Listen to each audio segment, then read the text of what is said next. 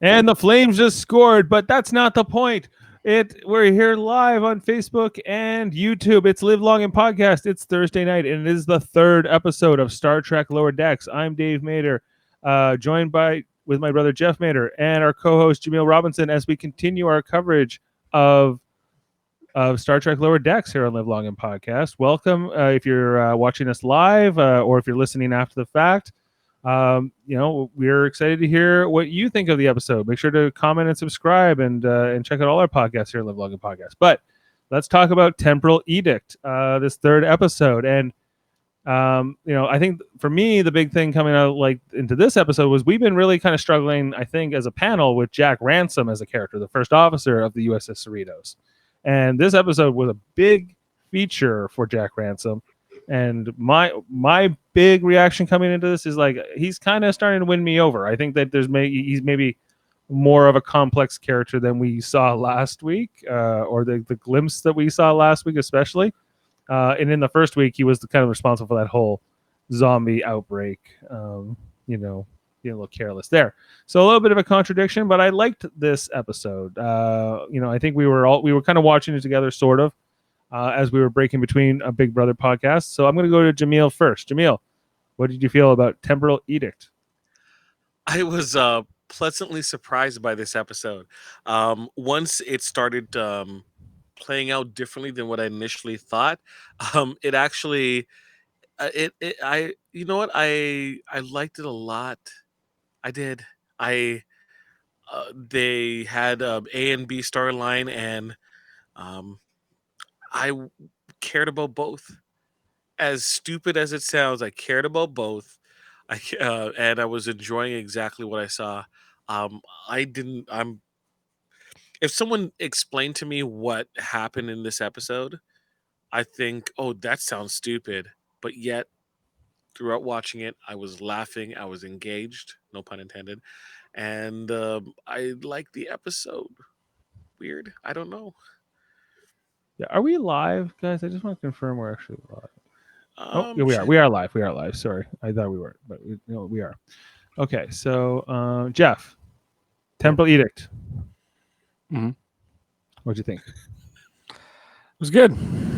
I enjoyed it. I was laughing. I've resigned to the fact that it's not canon, and it's a funny show about Star Trek, and it works for me on that level. It's good. These characters are fun. They're eccentric. They're not Starfleet regular characters, and they work because they can have fun with it.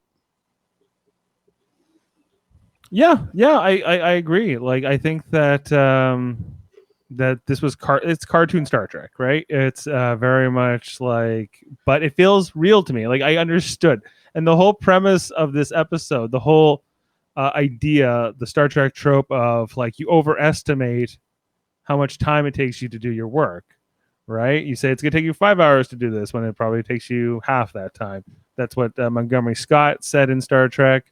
That was sort of how he established himself as the miracle worker, because he just said he would take him twice as long, and everyone thought he was so amazing. And when Captain Kirk was probably saying, "Give me more power," he probably could have given more power most of the time, but he wasn't ready. He was busy. He had to, had to get his bagel, or he had to, check the scores in the game last night, whatever.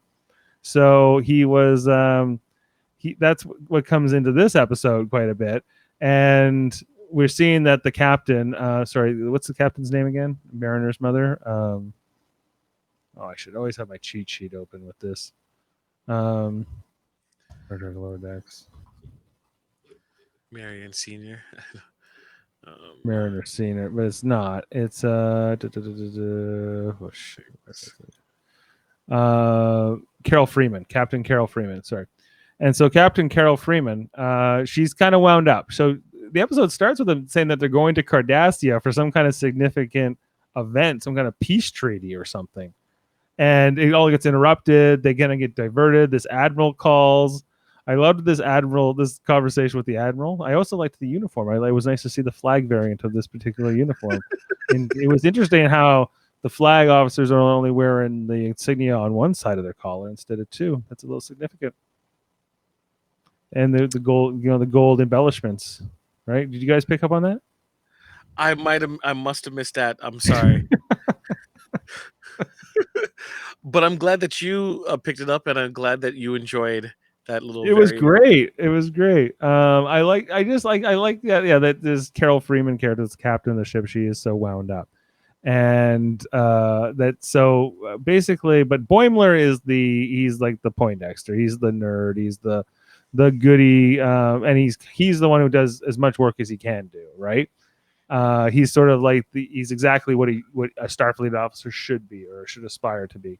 Always working, always seeking the truth, whether Mhm. it be academic truth or personal truth or scientific truth. Invoking some Picard there from the first duty, and and she gets wind of this, and so everybody starts getting like, no more buffer time. You got to do it. Well, 3-0 Flames already, guys. It's exciting.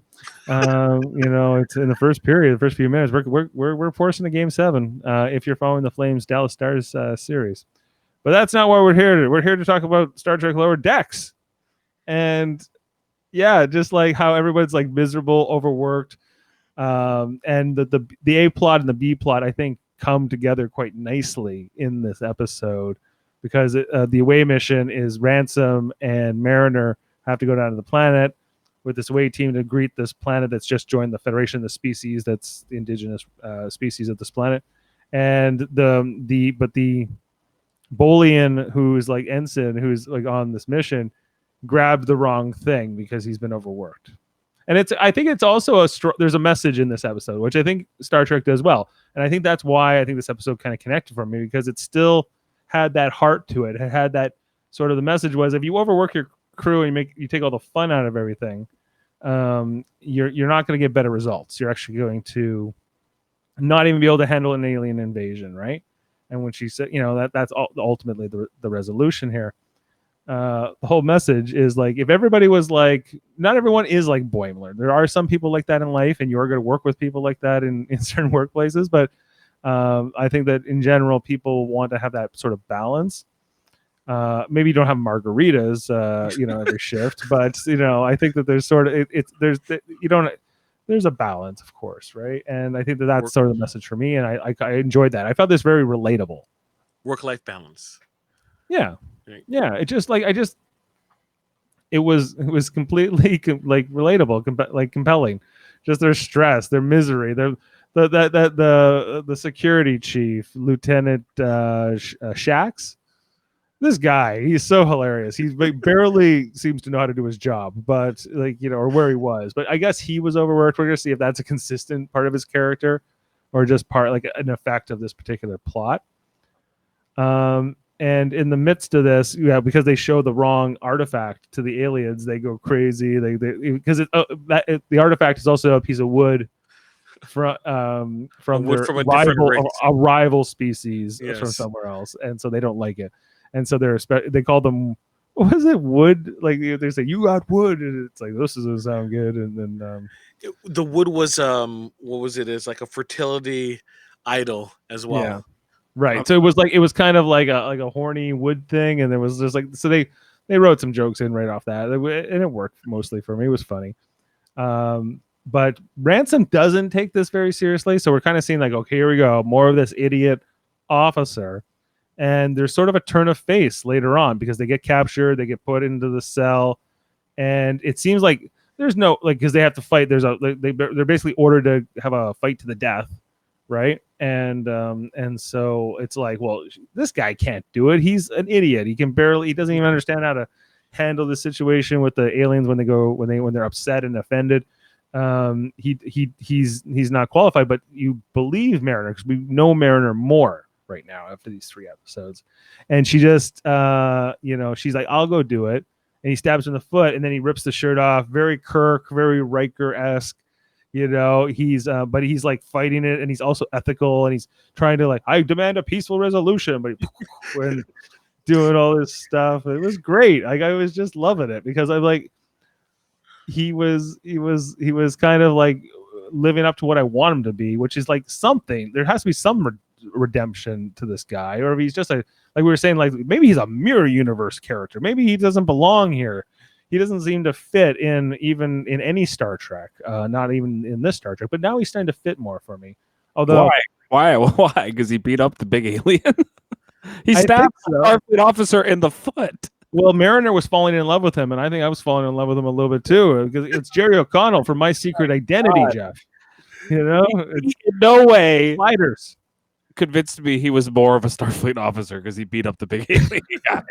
You know, He protected his crew member, and he took that sacrifice. he did he it was, not yeah. because he wanted the sacrifice. He did it because he wanted the glory. Mariner also says that what are we in the 2260s here? We're surrounded by spears, and the whole episode was very original series. But like, yeah, it was very much like to me. He's kind of like Captain Kirk, where it's all about him, and it's all he's got to be the star of the show, and he can't let his crew have that a moment. It's, especially Mariner. Do you think his character is kind of based on what happens if Kirk was a first officer and he still had all of the bravado? Isn't Maybe. as bright. That's maybe that is their perspective on it.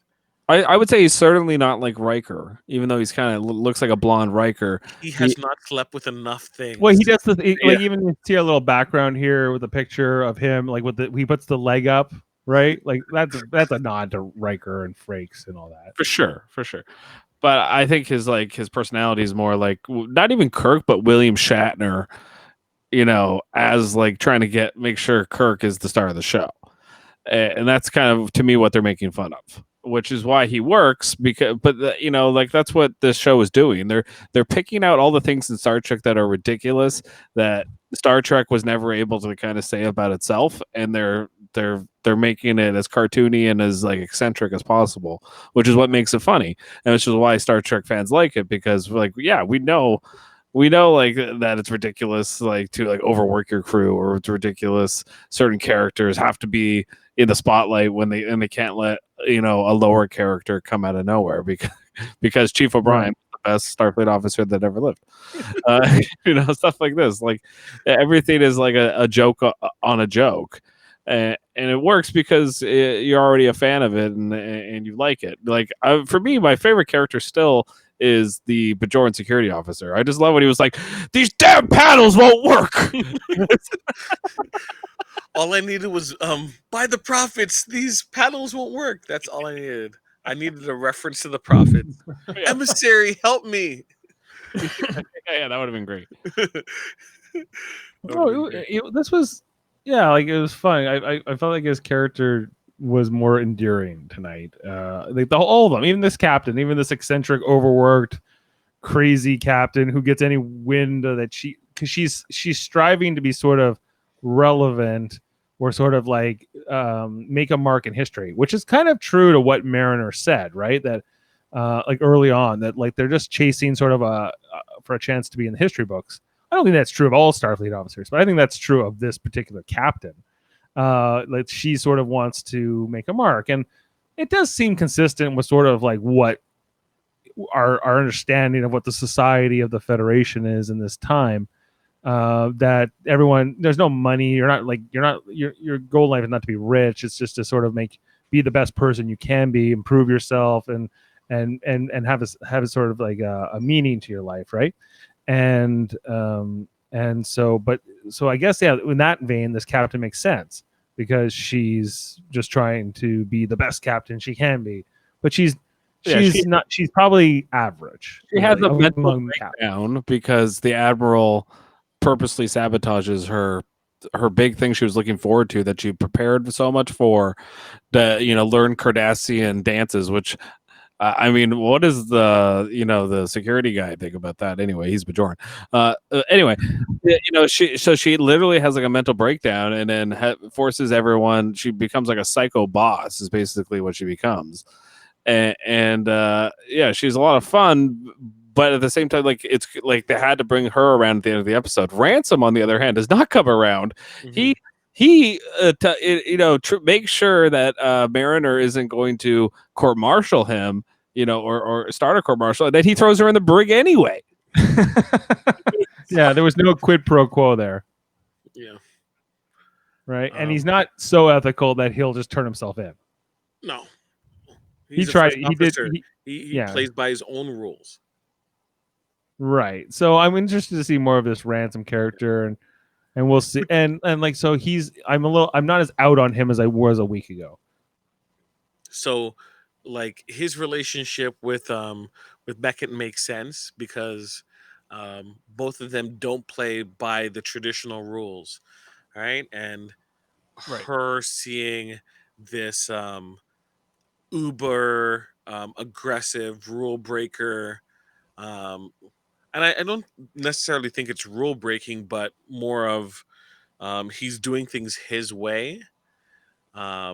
In that kind of package is appealing to her, right? And that's why she has that attraction, right? Right. Yeah. Because that's Yeah. what They, she's done in right. his place. Mhm. She Yeah, would. that he's honorable, right? He was kind of Klingon in that moment. But by the way, we didn't mention that whole Klingon moment at the beginning where the captain of the Klingon ship where they were the whole cold open. We've completely skipped over it, but the fiddler, like With he's the playing guitar. like the concert, and it's very like it's a nod to TNG, like because they were always playing concerts, classical music in 10 Voyager. forward. And Yeah. Voyager. Yeah, and Voyager and things like that, opera. And so this is kind of a riff on that with Boimler, who is like the straight and narrow guy, doing the same thing, and then Mariner shows up with Divana, and they're playing some rock and roll. This was also very like Back to the Future. There was a few like Back to the Future kind of feeling, and this was kind of like when Marty plays like that the hard rock in both sequences in Back to the Future in the gymnasium. Right. Which I think is the cold open is a huge metaphor for the show itself. That we're not going to do the Boimler show that would be like the canon show that would be very faithful to what Star Trek has already done. We're going rock and roll here, and we're going to turn everything on its head, and that's what they're doing with this show. And then I love when the security guy, what's his name? What's the majority guy's name? I keep Shax. Shax. He comes in and just puts Boimler's fiddle over his knee and breaks it. He goes, "You're too loud. The captain says you're too loud. The captain says you're too loud." Oh my gosh, you'd have to replicate a new fiddle or Yeah, violin. yeah. It's it's that Shax guy who sells it, right? And he just goes, "Oh, I'm sorry." So I have a theory. That Boimler is actually modified, genetically modified. like a Bashir. like a Yeah, so Bashir. like a Bashir. That's Yeah. why he's so good at everything. It's not even that he's so good at everything. It's also, I guess, that's like their version of being on the spectrum. Like he's very, he's good in terms of his ability to do things. He's not like, even though he is like a nerd, he's still like very able to do like his work. He seems to have a large set of skills. Interpersonal relationships are not his skill set, so it's like not complete or not accurate. He's able to excel. Like it's a Starfleet ship. Regardless of if there's buffer time or not, people should be able to hold it together. He seems to be excelling even beyond that, right? And it looks like it's completely easy for him as well. So that's why I have Yeah, I a agree. feeling that it could be he's genetically modified, and you might hear about Maybe like he's like the interpersonal relationships is very much like Bashir, especially first season Bashir, and so there could be sort of a connective thread almost narratively between these two characters. I could buy that. We'll see. Like we got very little Boimler and Mariner together tonight in this episode, and that's a bit of a departure from the first two episodes where they were very more paired together. There's a bit of it where they're testing out the force field in the brig, and she nearly kills him because the phaser wasn't was not set on stun. Ooh, But that's such a sin. I was happy that they took a break from their relationship because it was much better to kind of explore their characters separately. I feel like in this episode, it was nice to see the Beckett and Ransom having their whole thing, and Beckett and Ransom have more chemistry than Boimler and Beckett to me. Yeah. Like they're just a bit Well, Ransom's a lot more fun. Okay, like he's a lot because he is like he has no morals. He has no ethics. He's like the American dad. He's like sort of the like he's that kind of he's sort of the all American, but he's like the all Federation kind of guy. Yeah. Right. Like Yeah. And whereas Boimler's a lot more of a wet blanket. Yeah. So he's a lot less fun in that way because he's the straight shooter. I mean, he's the representation of what Starfleet is supposed to be, kind of, and he's stuck in this world where everybody is kind of crazy. Really, I mean, a lot of these characters, the captain's losing her mind. Nobody's questioning her, other than until Boimler gets on, which he gets tackled by Shax. He goes, "Oh, just a lame ensign," like. Right. And I know we're not going to agree on this, Jeff, but like I can see how this can still fit in the canon of the greater Star Trek universe. Like I feel like it's still faithful within that. I don't think it needs to be. I don't think it has to be, but I think it can be still. I don't think it has crossed a line enough for me that it can't be. And we'll see. Like, well, there was a rumor this week that Kurtzman was going to be fired, and Mike Mann, who's the creator of this show, was going to get to run all of Star Trek. And at first, I was like, maybe that's good, but I'm like, I don't know if I want that. I don't know if I want all Star Trek to be this, but at least I feel like Mike Mann really gets Star Trek, it is. Yes, I agree with that. I agree with that, but I would not say that this show is. It's a parody show in a lot of ways. It's not a flagship. It's not a flagship show. If this same guy, if this guy made like a live action drama Star Trek show, he would not make the characters act this way. Period. So for me to pretend that they live in the same world, sure, they live in the same world in the Lower Decks universe of Star Trek. But if they're not going to incorporate them, in a way, there's not going to be no Avengers of that they're in the same universe, because like Miles O'Brien showed up at the end of this episode, Jeff. Yeah, because they can make fun of whatever they want to make fun of. It's like Family Guy version of Star Trek, which is great. I have no problem with it. It works. But for me, like I would rather the guy who's making the show make another Star Trek, because what we're getting now isn't Star Trek and doesn't really understand what Star Trek is. This guy understands what Star Trek is. He's making fun of it, and he's doing a great job of it. And he has all being completely honest about it.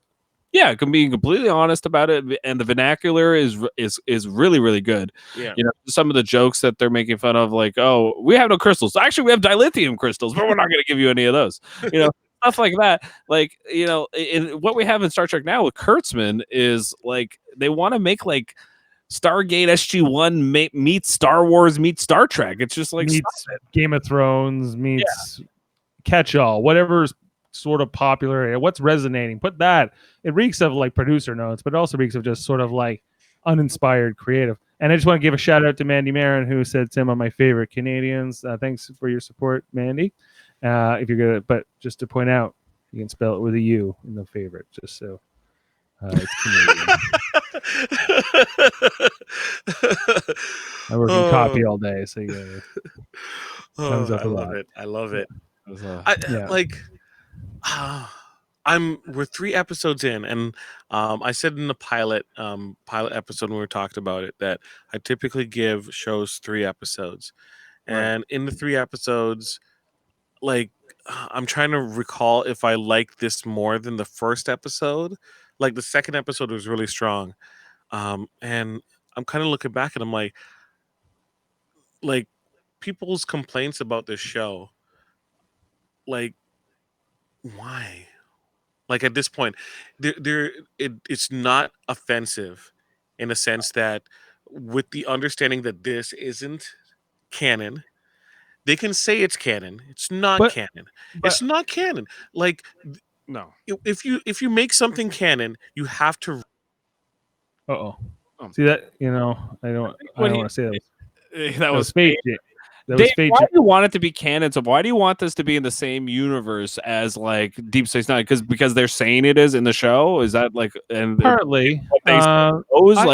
Like, because you have to admit that the characters do not act like Starfleet characters, like that we've seen in TNG, Deep Space Nine. Okay, but like, just hear me out. Like, and we kind of had this conversation a little bit already at your birthday dinner. Jaemeel wasn't there for that, so I'm just gonna kind of say that, like, okay, like look at Deadpool, right, as an example within Marvel Comics universe and 616, and also within soon to be within MCU, and they're gonna have to pull off the same balance where you have a meta character and a series of meta characters who sort of are outside of like they live in the same universe, but they're sort of like they don't live by the same rules.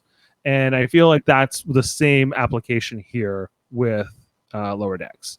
Like these characters do live in the same reality, but they are just more amped up on that particular type of like how much they're looking at the fourth wall. Okay. I wouldn't say. Okay, if Deadpool was a cartoon, then you would have a different opinion. Like because it's a cartoon, it really changes what they can do with the show and how they can comment on the show. And so Deadpool is kind of like a strange example because Deadpool easily can be put into an Avengers movie. And you would go, okay, well, there's Deadpool, but he's going to act different in the Avengers movie. I guarantee you. Right, they haven't done it live action yet, but yeah, and the whole fact that the mediums are different, I think, is the biggest barrier to it, because you're going, well, these are cartoon people. How could cartoon people live in the same reality as real people? Not, but so there's that. It's both those things. It's that, and it's also that they act like in character and they are consistent with the Star Trek universe, but they're also, like they're exaggerated and they're saying things that they probably wouldn't. Maybe they would think, but they wouldn't necessarily say out loud, or you wouldn't expect based on everything that was sort of been established. But I think that you can challenge those rules, like how people talk and relate to each other in the 21st century. Maybe a little bit. I don't know. Jaemeel? Oh, you're muted. You're muted. We can't hear you. Yeah, just like. Yeah, I mean, like, there's just certain things that just don't make sense with Star Trek characters. I mean, but that's okay. The show works. It's funny. That's all that really matters at the end of the day. So I really don't care if it's a part of the same universe or not. It really doesn't matter as long as the show's funny. But at the same time, I don't need them to live in the same world as Benjamin Sisko from Deep Space Nine. It just like doesn't really make sense in my head. And in fact, I enjoy the show more if I just look at the show as like a parody of what Star Trek is. Yeah. Can we hear you yet? Can you hear me? Yeah, we can hear you. Okay. Sorry. Yes. To me, even more so with this episode than other ones, like what its lasting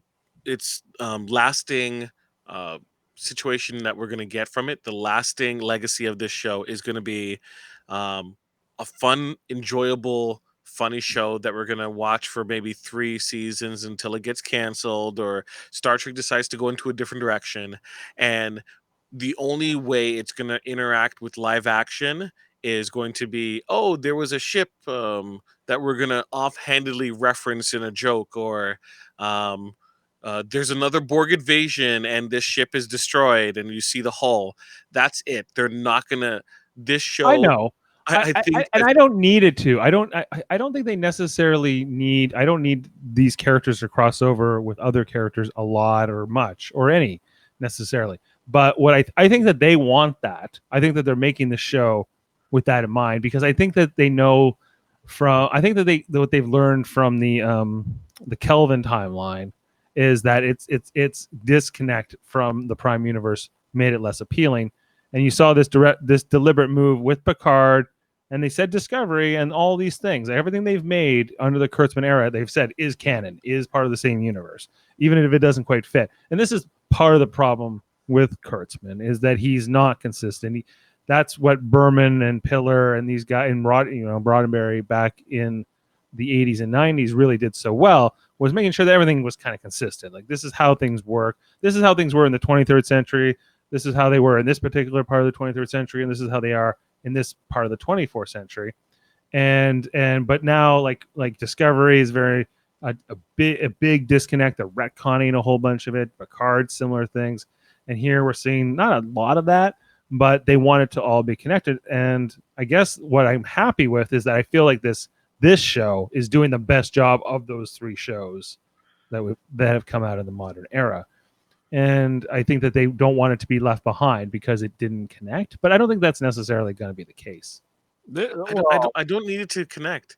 I'm can I just want an enjoyable show. Finally, I'm getting a Star Trek show that I enjoy, right? It's not exactly what I expected, but Mm. for the time being, until hopefully they figure other stuff out, it's fine if this is just what it is until it's no longer anything. Like it I think disappears. I think what this show is trying to really prove is that people don't want your stupid fantasy futuristic Star Wars universe Star Trek Kurtzman anymore. People don't want to watch even when like people don't want to watch Discovery when they want the old stuff back. Really, true I feel like truly Star Trek fans, even if you make the characters so wacky and crazy and not the way Starfleet people would act, people want the TNG esque stuff back. You were geeking out in the first episode, Dave, about how you loved how it was just like, oh, they had the L cars menus and they were wearing the right uniforms. All these things matter to Star Trek fans. They don't like when you try to retcon everything and oh no, they actually wore blue uniforms in this era and they had gold. Yeah, right. We don't like that. You People know, like me don't like that. Picard's gonna friggin' fly around on in a giant like raptor looking thing, you know. Like people don't want that. People want a little bit of nostalgia. Just do it right.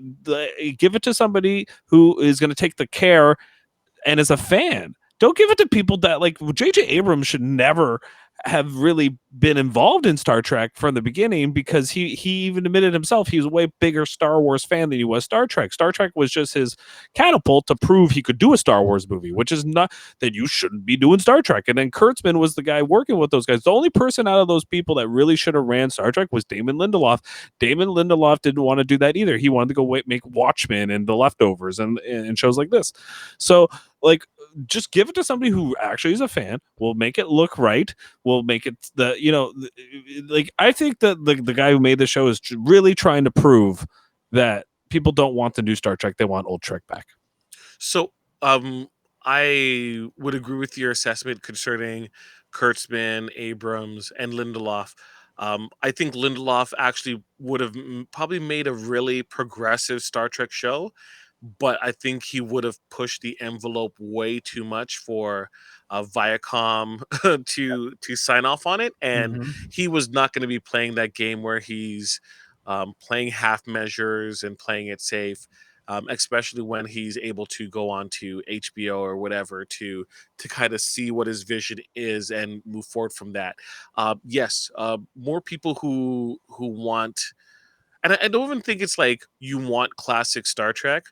The disconnect is that Star Trek was one thing, and then you saw the evolution from um, original series, TNG, Deep Space Nine, Voyager, right, where the tone shifted back and forth, but it was still an evolution.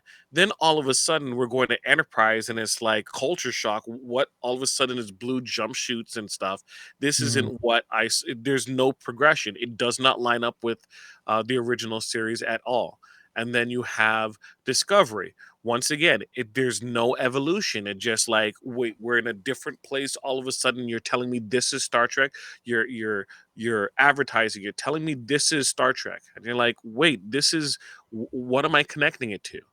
Right? So now you Yeah. have same thing with Picard. Picard is way in the future, and it doesn't seem like a continuation of TNG. It's a continuation in the sense that you get cameos, you get a continuation because you see some of the characters appearing in it, Yes. but there's no continuation. So you have Lower Decks, which is supposed to take place right after Nemesis, and you kind of there's more of a connection and feel to the previous shows that you loved in comparison to what you said, Discovery, Picard, and also the Abram verse shows. So, Right. Jeff, I think you're absolutely spot on in your assessment with that. Thank you. Yeah, exactly. I concur exactly with what you said as well. And you know, at first, like you know, Kevin said it too, and Kevin's a big staunch person about like don't ruin Star Trek for me. Like he doesn't even really like Enterprise based off what you just said, Jaemeel. Like it doesn't seem to line up. And Kevin said at first he's like, I hate this. Was talking about Star Trek Lower Decks, and then you watch the second episode, and I'm guessing after he watches this episode, he kept saying, "Well, they're winning me over." And why are they winning us over? They're winning us all over. I want to. At first, I wanted to hate this show. You guys remember after the pilot, I was like, what is this, right? And for me now, I think Deadpool is a good metaphor, Dave, for this show because what they're doing is taking the superhero trope or the Star Trek sci-fi trope of the serious drama show, and they're turning it on its head, but they're still being faithful to the same thing. You know, like they're still, you know, so they're proving people will want to watch this. But the reason they want to watch it is because they don't want Deadpool with his mouth closed and shooting laser beams out of his eyes. They don't want that. That's what Star Trek Discovery is. That's what Star Trek Picard is. Right? Michael Burnham. Yeah, Michael Burnham shooting lasers out of her face is what we're getting. And what we want is Deadpool, what he's supposed to be. What Star Trek is supposed to be. You know, it's supposed to be about a crew, about it's supposed to be a character-driven show. It's supposed to be about like you were saying earlier, Dave, teaching you lessons about life, about humanity, about overworking your staff and what that can do to morality and to productivity and how people are functioning in a team and all those things, like all those different metaphors. That's what Star Trek does well. They can do it with wacky characters that don't seem like they're actually Starfleet characters, and it works because they're going back to the formula that people liked about Star Trek. And that's what. So I give a lot of kudos to the creator of the show because this was the best way to get it done. Like he was not going to go walk in and convince a bunch of network execs to do a live action version of the show.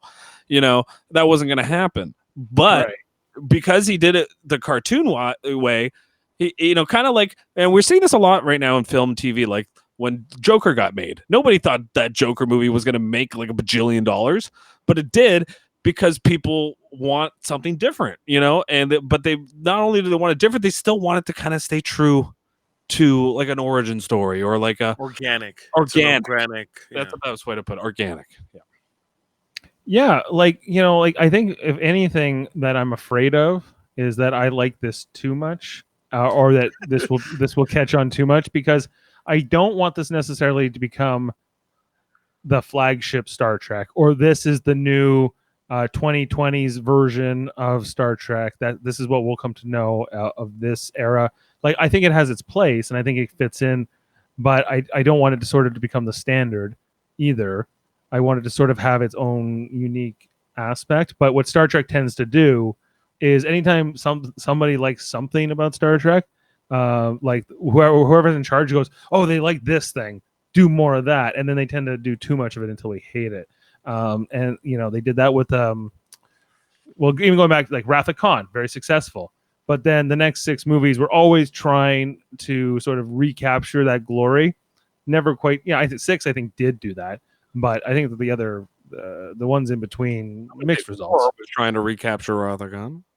4 was different, but like even just the era, the uniforms, they kept it was working, so you keep it. It's not until you sort of need to shake it all up again. It's like a new Power Rangers. Now the Power Rangers are Sensei Power Rangers or whatever. Like this is the new version. And where was I going with this? Yeah, like I just or even when the First Contact, the movie, was very popular, right? And then how much Borg stuff did they throw into Voyager? Too much. Borg Queen, right? Like because that one movie was successful, they that's why Insurrection, I think, and Nemesis as films are very ineffective, because they didn't quite know what to do next or how to do something that people would like as much, because they kind of used up their big idea. I guess Q was something that they probably considered. I think they missed the boat on like what you're talking about with the movies, like what the Star Trek TNG movie should have done after First Contact was probably do like what the show did really well was do like like a time travel story or something where they can Just done a time travel story. They can do. They couldn't do it First Contact, then do it again. We're going back in time again. I'm not talking about like go back in time and change history, or like more like not yesterday, Back to the future. They should have done like a Yesterday's Enterprise, or like a Matter of Time, or like what's the one where they're playing cards and it keeps repeating, and it's like, right, like a story like that they should have done like a movie wise, that would have worked a lot, instead of doing like we got to go save this like random bunch of people on this planet with this terrible Rafu villain, and then Nemesis was. Let's not even talk about Nemesis, because Nemesis is a whole. I think after First Contact, like Star Trek was in a decline, basically. After Deep Space Nine ended, basically. Yeah, right? In '99, it's kind of like. But Insurrection came out in '98. Yeah, but I'd say when Deep Space Nine ended, and then there was like 2 more years of Voyager, and then Enterprise started. But like Voyager just didn't have the same popularity, and quite frankly, neither did Deep Space Nine. So it was sort of like after First Contact was like the last big splash, I'd say, that Star Trek had culturally in entertainment. Like, and then I guess the only one after that is J.J. Abrams with the 2009 film, and I think that's why. Like its legacy on Star Trek is undeniable, because it was sort of like this. People liked it. They were excited. Like we talked about when we covered that film, like Kevin and I, we were all like, well, maybe this will make Star Trek like give it the shot it needs, because it was sort of in decline particularly after the end of Deep Space Nine. And so, but then now there's a whole generation that grew up with those movies. That's what they think Star Trek is. They think it's Into Darkness and it's the Chris Pine stuff. And so I think creatively they've created this mess for themselves. And I guess maybe that's another part of me that always wants to bring things back into canon, because I know just how bad things can get, like in the Highlander world, because the lack of canon consistency killed Highlander. It was not immortal. You didn't watch Highlander the Raven? I did watch Highlander the Raven with Amanda. Yeah. We just have to ask one question when it comes to Highlander. Who wants to live forever? Who wants to live forever? Yeah. The evolution. The evolution is what is needed for a show to, or like a show to have momentum, right? That's what the MCU worked at. It wasn't that things were just interconnected. It was like an evolution of ideas.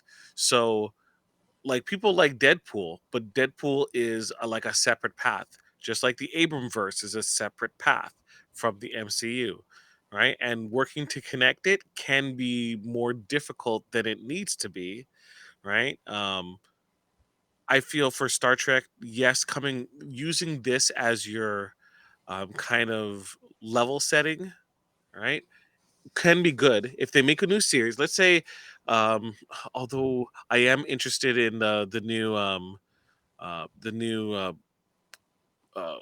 Enterprise show with Pike.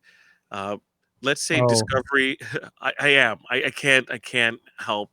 I haven't even finished watching season 2 of Discovery, and I'm interested in the show. I don't blame you, because Pike is the best part of season 2 of Discovery, in my opinion. So, like, let's say Discovery ends. Thank you.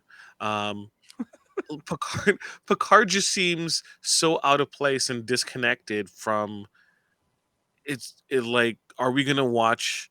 What is gonna be our connective tissues from what we know Star Trek to be at the end of Voyager to Picard? Right? They reference things, but it's like such a a federation that I don't particularly care to see at all. Yeah. So and that's what Discovery season 3 is apparently going. We'll see. It's supposed to be following through with that. Well, it's going to the future. It's going to like the 31st century. And my understanding is that is he going to meet up with Matt Frewer? Not Matt Frewer, but they might maybe Daniels from Enterprise. No, I think that what they'll probably my understanding is like the Federation is in shambles, or is only like a couple of planets left, or something like that, and that the crew of the Discovery is going to try to rebuild the Federation. It's kind of like the premise of Andromeda, but with the Discovery crew. Am I gonna get Rami in it? Rami, is there Yeah, gonna yeah, be we like better get some Kevin Sorbo. At least. Wait, it wasn't. No, there was a guy. It wasn't Jason Momoa, but there was a guy. Yes, I know who you're talking about. Who's from Yeah, like a that's low sort of race, reminiscent of him, right? Yeah. and yeah, that was part of Andromeda as well. Anyway, I actually watched a little bit too much Andromeda. good pilot. Uh, Yeah. the pilot was okay. It had one of the guys from Deep Space Nine who ran it. Anyway, Andromeda. Concepts aside, like I kind of wish we can just collectively just like take a breath, say, Discovery, thank you for your service. Take care. Picard, you know what? I'm glad, Jean-Luc, you had another time in the sun, but you're right. And we just had, Pike's show, which we just say, you know what? It's just, let's not remember Discovery. It's just Pike doing stuff just before Yeah, the that would have been better, right? Because Discovery's failed on a whole bunch of levels. It's right? yeah, And then we just got a new show, just a new show that says, after Voyager, Janeway came home, and this is what Starfleet is, or this is what but we're going to like see. with the new show with Pike, what's it called? It's called These Are the Voyages, or Strange New Worlds, right? Is that what it's called? Star Trek Strange New Worlds, which is going to be set with Captain Pike on the Enterprise in the years leading up to when Kirk takes command of the ship in the original series. But they've, like, I don't know if this bothers you, but they've retconned everything. Like, they've retconned the look of the Enterprise, the interior corridors, uniforms, everything's been retconned. And Yes, some people it bothers, huh? Yes, it bothers me. That shit. The people who are running those shows shouldn't be running Star Trek. Okay, that's really what it comes down to. If they did that to the Millennium Falcon, if they retconned the Millennium Falcon, people would lose their mind. The True. Enterprise is one of the most notable vehicles in popular culture history. Okay, so especially the Kirk one. Okay, so for them to just change it because they want to make it look like an Apple store is bullshit. So like, yes, it bothers me. It bothers me as a fan. I don't even love the original series that much, but you can't do that. Like, you can't, because like I just said, they would not do that to Star Wars. They wouldn't. I think what you have there is just laziness, and the laziness is they're like, well, everything looks old. It's like, no, everything doesn't look old. Everything looks uh, retro in comparison to our modern technology. And aesthetics. But it's not even our modern technology, it's the modern version of the next generation Enterprise. But that's in the far future, right? So you go to anyone, like, even like, how can it that steampunk can make past equipment look futuristic and cool? You cannot tell me that if they took the time to look at like the Enterprise A equipment and say, how can we make it seem practical and futuristic, but yet keep the same aesthetic? They could.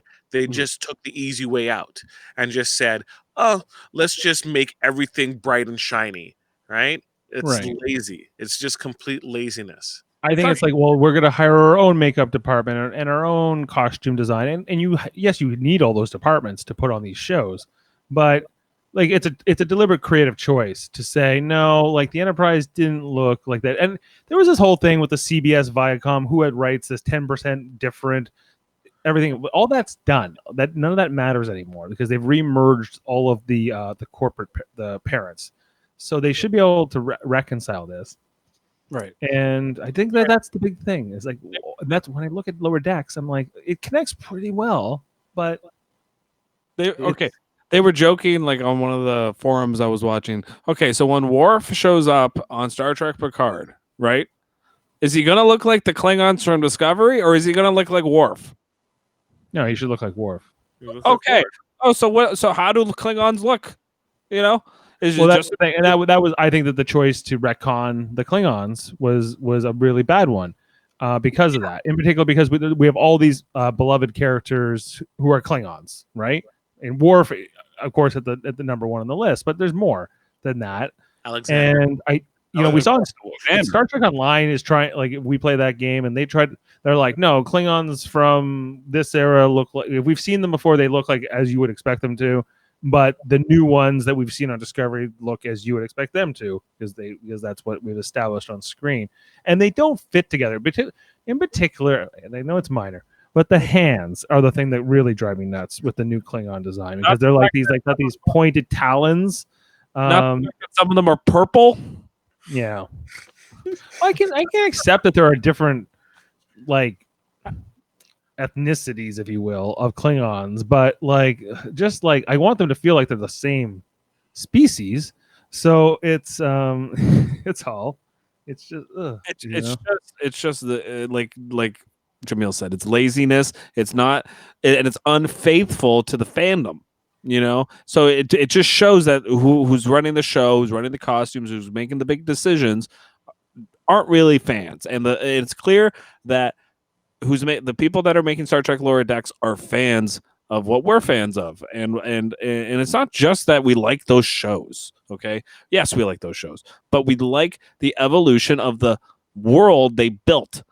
And to crap on it and change everything and retcon everything because you want everything, like Jaemeel said, to look shiny or to look a more modern aesthetic is not faithful to the fans. And that's why, and they wonder why Star Trek fans freak the fuck out on them. This is why, because if they did this to Star Wars, or if they did this to another beloved franchise that has this long history, like Planet of the Apes, or whatever, that it's been around for a long time, people would kind of go like, that's not the same thing. Like you're changing it too much. Stop it. Just imagine if Yoda, or from Yoda's race, the next time they show it, he's 6 foot. Yeah. People would freak out. It would be like, wait, what? That makes no sense. From every single thing that you showed me, Klingons are supposed to. And I know they use the excuse, well, Klingons look different in the original series. All right. Sure. Like that is a limitation that they eventually evolved to something better, right? I'm not a big fan of the explanation. it wasn't broken, right? I'm not a big fan of the explanation that was done in Deep Space Nine, but like, you understand that they're now just taking it to the extreme. It doesn't even like make sense. Like, you can see the original series Klingons and look at the next generation Klingons, and you're like, okay, you know what? It's the same race. Close enough. They look completely different in Discovery. Makes no sense. It was too much, right? And so if you're gonna, I think you can get away with little retcons here and there, like the next generation already like gave you a roadmap here, because they solved this problem by setting their show 100 years after the original series. Mm-hmm. So aesthetically, they had a lot more freedom to say, okay, this is what a tricorder looks like in the 24th century, and this is what the Romulan ships look like in the 24th century, right? But they're still Romulans, right? Their uniforms are different. Everything can be different because it's a different time period. Mm-hmm. Yes. And I think that's what they thought they were going to get away with in Discovery, but Discovery is a prequel and it has to connect, and it's more apropos to compare the Discovery Klingons with the original series Klingons. Okay. Yes, and that's even bigger difference, right? Because they're much closer time period, right? Yeah. So, so which one is it? Star Trek Discovery? Are Klingons the ones from the original series? Are they these purple and white and with crazy huge cranial heads, and like it's just too much. The only thing I thought Discovery was using that for, I thought originally, was the whole Tyler is a Klingon thing, and I thought it was because they needed to put so much makeup on these people so you didn't realize who, like if it was the same actor. Right, that was my original, like, okay, that's why they did it, right? But I don't feel like that's actually why they did it, because they got rid of that storyline right away, and like Tyler's still on the show, but I don't know, like, the Discovery has a lot of problems, and one of the main ones is it's being run by studio heads and people who are not real fans, and it shows. Right. Like, okay, let's just like as we're talking about this point, let's just here. Well, look, this is Call from Star Trek Discovery. Right. He is a member of the House of Kor. Okay. Now the House of Kor is headed by a Klingon named Kor, who looks well. Here, let's just take that off, and I'll hide that, and we'll just. This is Kor, so we're to believe that Kor and Call are from the same family. Not even just the same species and all these other things we've been talking about. They're from the same family. Only like maybe 30 years apart. No, less, like 10. Like 10. Okay. Like this is and you know, and like okay, he's got ridges and he's got the paint on and he's bald or whatever, but it's just the ears are wrong. Vampire and, from Buffy the Vampire Slayer. Yeah, it's not. Yeah. So Like he belongs in Underworld. and I really like the actor who did this part. I thought he was one of the better actors in the season 1 of Discovery, but he's behind this rubber mask, and you know there's limitations in that. But he's not. I can't believe that this guy is part of this thing, and so I think we got on this because is Lower Decks connected, right, or not, or does it matter? And it sort of does. It sort of doesn't.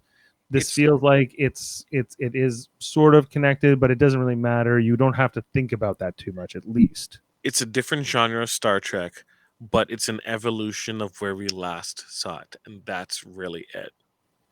Mm-hmm. Yeah, and they're proving that people don't want to watch your stupid Discovery show. They want to watch, and even if it's not completely exactly faithful to Star Trek, at least it's faithful to the universe that have been built. And that's what they're. This like I just feel like the creator of the show is trying to prove to the studio, this is what people want. They don't want that giant Klingon head thing that you guys have been doing. That I mean, the tone, it's closer to what this is versus what Discovery is or Picard. Yeah, they're changing it too much, and they have to go back to what it was more. And so yeah, I mean. And Lower Decks it's winning me over as well. But like I said, I have to go into the mindset whenever I watch a show that it's a parody show of Star Trek, and it's trying to look at it through that lens, and it does a fantastic job of it. It really does. Yeah. Like so hey, great. Like I think I'm glad we're all enjoying this show. I'm glad that it's sparking some really interesting conversations too in terms of where Star Trek as an overall property IP needs to be going in this century, in this 21st century. And this seems to be a step more in the right direction, at least tonally, and in terms of what sort of I think needs to be in a Star Trek episode to make it sort of good. Which is, I think, more or less, it's almost like the old sitcom, formula, right? You need a little bit of a moral story, you need the humor, the jokes, the beats, and that is. So it's got a little bit of those sensibilities, I think. Yep. Any final thoughts? No. Should we do our ratings? Oh yeah, ratings. Yes. Oh yes. Ratings. Let's give ratings. It's a rating song. Tokyo.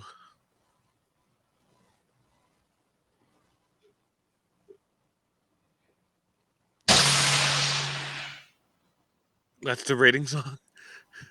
That's my rating song. Sure, and boom. And boom. Okay, sorry guys. All right, so this was called Temporal Edict, right? Yeah, the non-time travel episode. Right. It wasn't a time travel episode, but it's okay. So, Jaemeel, you want to go first? Yeah. I will give it. I'll give it a 7.9. 7.9. Yeah. James not here. Jeff? Give it an 8. An 8. That's your best yet. Yeah, it's getting better for me. And I'm going to give it a 9.3. Wow. Okay. Wow. I have a fun fact as well. One fun fact. At the end of the episode, in the far future, there is a statue of Brad Boimler with one of the great birds of the galaxy. Remember, there was a big eagle or whatever on his thing.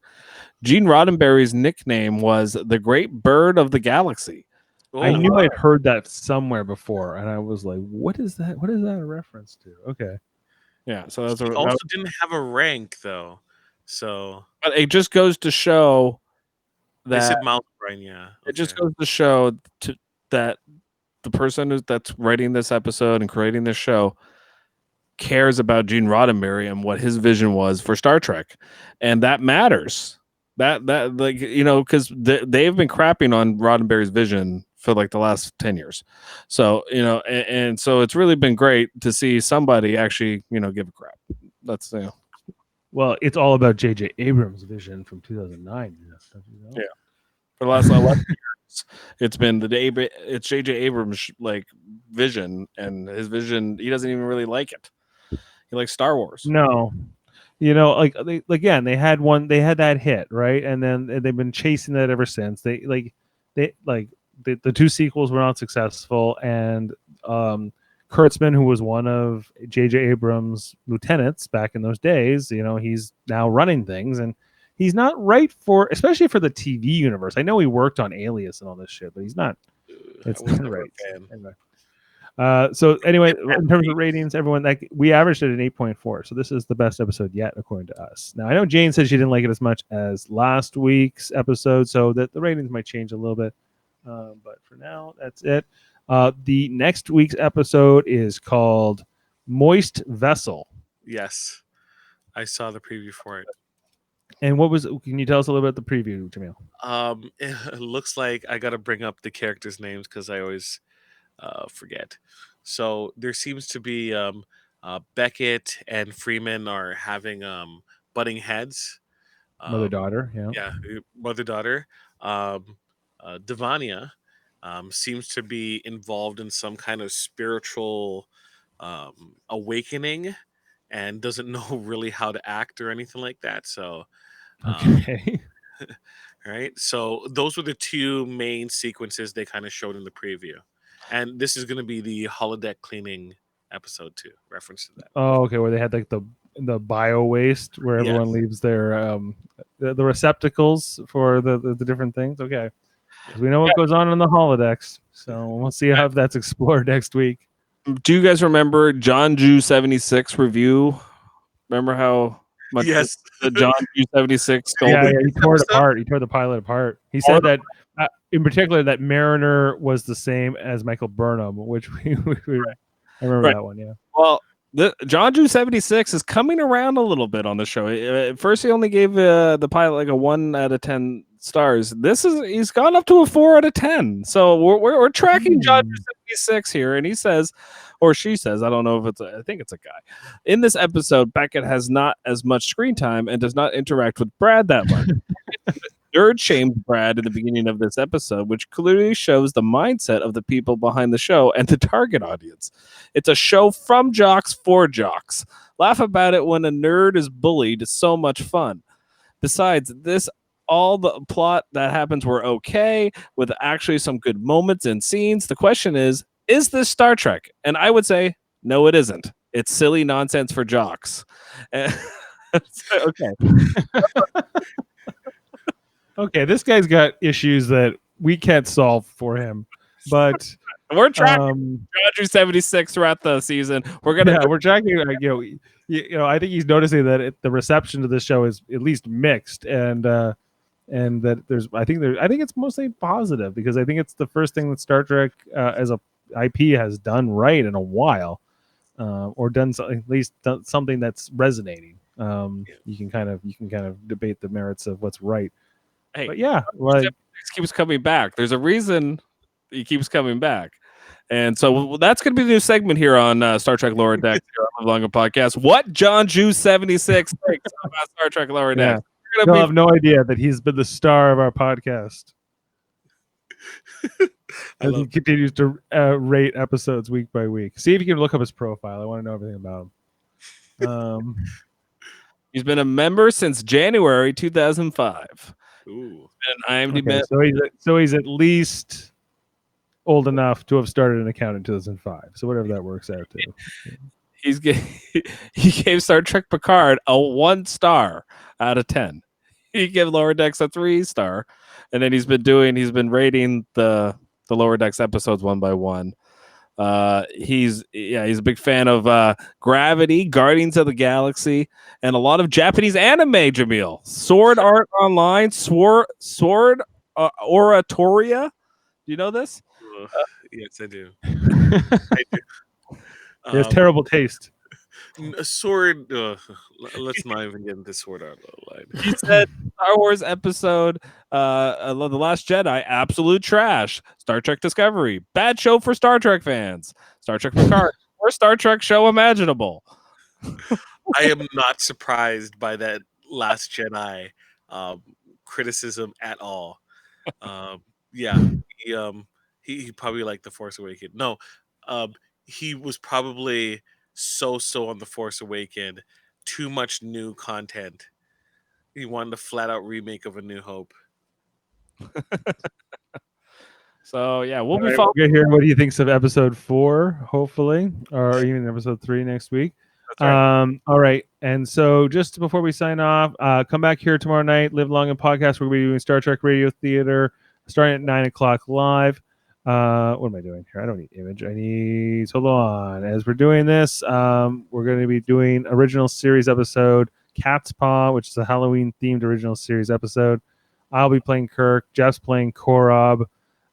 We got Jessica Chan as Spock and as Lieutenant Jackson. My wife Jane as Dr. McCoy and Lieutenant Uhura. Kevin Millard as DeSalle, Assistant Chief Engineer DeSalle, and Ensign Pavel Chekhov. And Jeff and Kevin are going to be teaming up to do the 3 witches that are in that episode. Michael Chan is phoned in a line as Sulu because he only has one line, and then we have Ashley Millard as the narrator and also as Sylvia, as well as the cat version of Sylvia. So if you want to see or you already want to hear a woman do cat sounds, tune in live tomorrow night to hear Ashley Millard going. Meow. I'm expecting big things, Ashley, out of this cat. I do have my version of Kirk ready to go. I have my version of Korob ready, and I'll give you a hint. I'm taking inspiration from South Park. Okay. I'm not gonna give a hint on air at least, because I don't want, but it'll be a familiar voice. So all right, so I think that wraps it up. Thanks, and join us next week for our next episode of Star Trek Lower Decks and all of the other things we do in Live Long and Podcast. And subscribe. Make sure to subscribe, and we'll see you next time. Take care. Good night.